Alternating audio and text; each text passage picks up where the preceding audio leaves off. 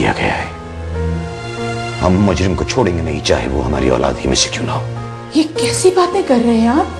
खुदा ना करे और आप कन्हैया लाल की बातों पर भरोसा कर रहे हैं? जी नहीं, अपनी आंखों, अपने कानों और अपनी याद पर भरोसा है हमें। कन्हैया लाल के चेहरे पर हमने झूठ लिखा हुआ देखा है, वो हमसे कुछ छुपा रहा है।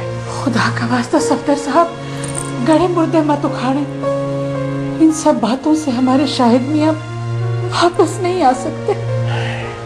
वो तो ठीक है जहां बेगम, अरे सीने में जो आग दहक रही है वो तो ठंडी हो जाएगी, हम आराम से सो तो सकेंगे।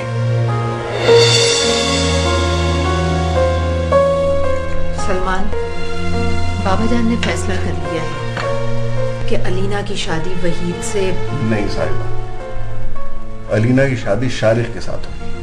भाई जिंदगी अलीना ने गुजारनी है और ये शारिक को पसंद करती है। तुम मुझे जरा शारिक का नंबर दो, मैं उसे फोन करके कहता हूँ कि अपनी वालदा को लेके आए। सलमान प्लीज, इस बात का फैसला बाबा जान कर चुके हैं।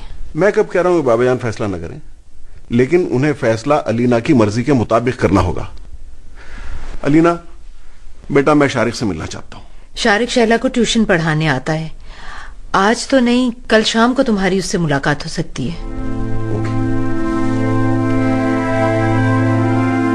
आपकी आवाज सुनकर मुझे बहुत हैरत भी हुई और खुशी भी कि आपने इतने अरसे बाद मुझे याद तो किया। फजी साहब, हमें दुख है तो इस बात का कि आपने उसी वक्त हमसे राब्ता क्यों नहीं किया। अगर आप राब्ता कर लेते तो आपको, अगर उस वक्त राब्ता करते तो मैं न मिलता सफदर साहब, इसलिए कि सलीम साहब ने मुझे निकाला ही नहीं बल्कि धमकी दी थी कि अगर मैंने शहर ना छोड़ा तो बहुत बुरा होगा। और आपने शहर छोड़ दिया? जी हाँ, मैं उस वक्त बहुत टेंशन में था।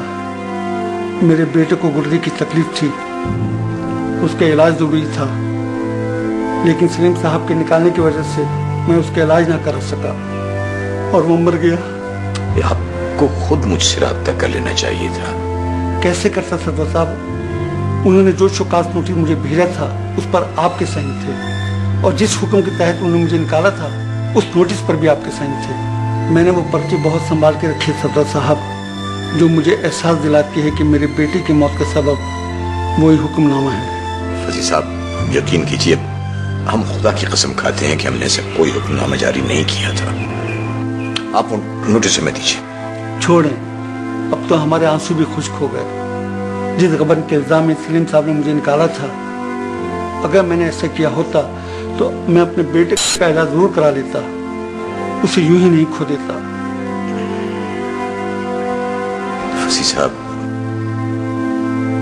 क्या अर्ज करें आपसे हम?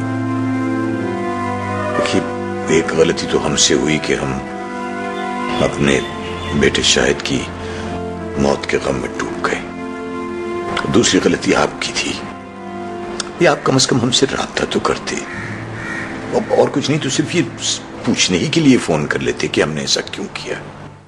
लेकिन बहरहाल आप फिक्र न करें, हम इसकी तलाफी जरूर करेंगे। अरे जोगिंदर भी आ जाता तो अच्छा होता। अब तो आना जाना वैसे ही आसान हो गया है। चाची, जोगिंदर तो बिजनेस के चक्कर में हिंदुस्तान में रहता ही नहीं है। आज बैंकॉक तो कल सिंगापुर।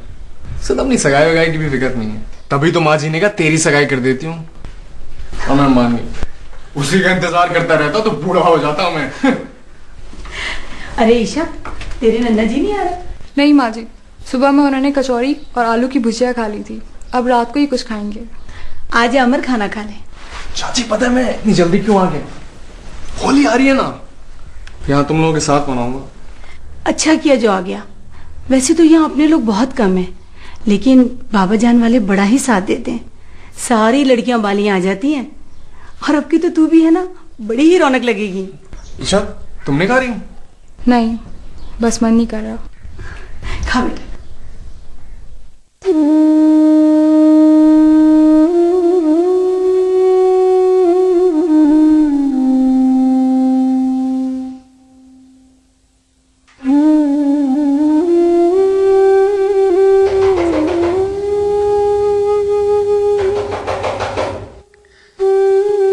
कौन है?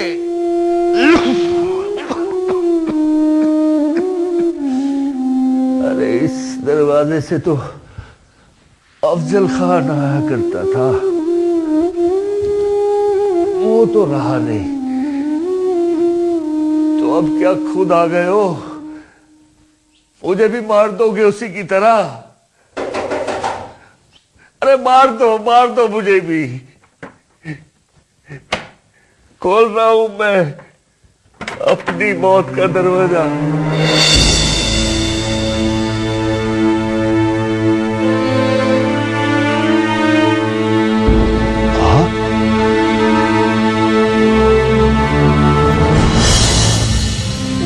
मुझे माफ कर दे सरकार, मुझे माफ कर दे। मैं आपका गुनहगार हूं, लेकिन भगवान की सौगंध, मैं आज तक इसीलिए जीता रहा कि आपको बता सकूं कि शाहिद मियां के कत्ल की साजिश इन बदनसीब आंखों ने देखी है।